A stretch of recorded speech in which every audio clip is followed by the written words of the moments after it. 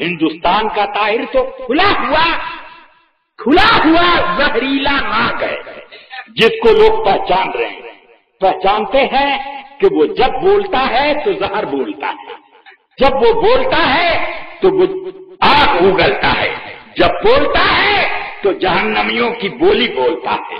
اس کو تو سب پہچانتے ہیں، مگر پاکستان والا وہ چولے بدلا کرتا ہے۔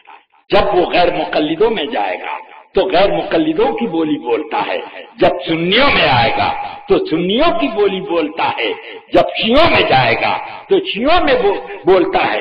اس کے رسالے منہاج القرآن میں یہ بڑے فخر کے ساتھ لکھا ہے، ہمارے ادارے منہاج القرآن میں بلا تفریق مذہب و ملت، شیعہ، سنی، دیوبندی، بریلوی اور اہل حدیث، مودودی، سب لوگ آتے ہیں اور ہم سب کی عزت کرتے ہیں، سب کو برابر کا درجہ دیتے ہیں۔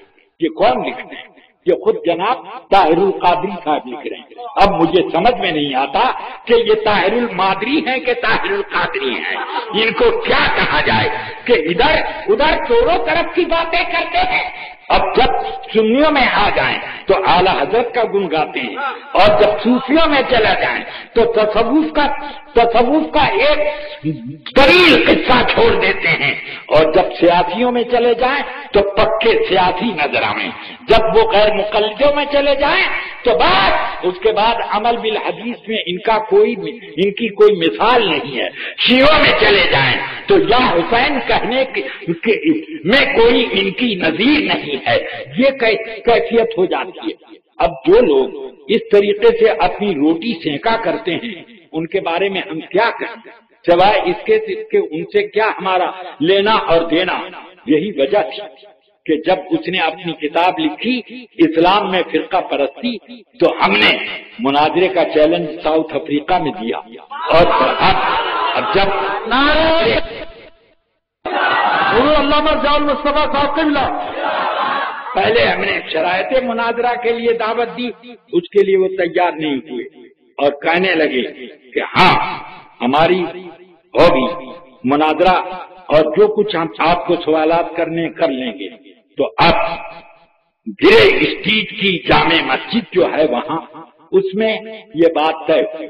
اب اس میں ہم لوگ دربن میں گرے اسٹریٹ کی مسجد میں بھی جمع تھا، حضرت علامہ اظہری صاحب بھی تھے اور بہت سے سنی علماء تھے، اور پھر یہ بھی اپنے بہروپیہ لوگوں کے ساتھ تھے۔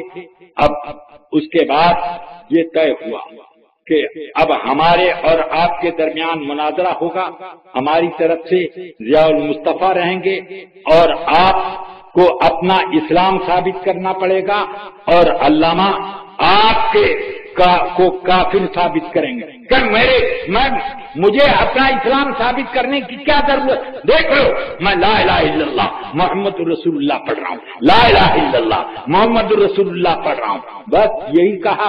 اور اس کے بعد کسی نے مجمع میں سے گانٹ کر جیسے ہی کہا کہ چپ، تو بس اتنے میں کود کر کے وہاں سے بھاگے، اور اخبار میں رپورٹ نکلی کہ مسجد کا دروازہ بھی بند تھا اور کوئی بھاگنے کا راستہ نہیں تھا، کہ اتنے میں یہ ایک آدمی کے کاندھے پہ چڑھے اور مسجد کی دیوار پر پہنچ گئے اور اس پر چھلانگ لگا۔ تو یہ تو ہیں جناب والا جن سے مناظرہ کرنا تھا، جن کو مناظرہ کرنا تھا، اگر سچائی پر تھے تو ہمارے اعتراضات کا جواب دیتے۔ بالکل ابھی مناظرہ شروع ہونے ہی کو ہے کہ آپ نے راہ فرار اختیار کر لی۔ یہ اس بات کی کھلی دلیل ہے کہ ان کو اصل میں اپنا پول کھولنا پسند نہیں ہے، اپنا پول کھولنا پسند نہیں ہے۔ تو اس لیے آپ اگر ان کا کوئی کیسٹ وغیرہ سنتے ہو تو اس بھرے میں مت آنا، ایسے لوگ بہت پیدا ہوئے ہیں اور ہوتے رہیں گے۔ زمخشری نہیں پیدا ہوا تھا، جاہز نہیں پیدا ہوا تھا، اور عبد القاہر جرجانی نہیں پیدا ہوا تھا، ایک سے ایک لوگوں نے کتابیں لکھی، اور اسی طرح سکاکی نہیں پیدا ہوا تھا۔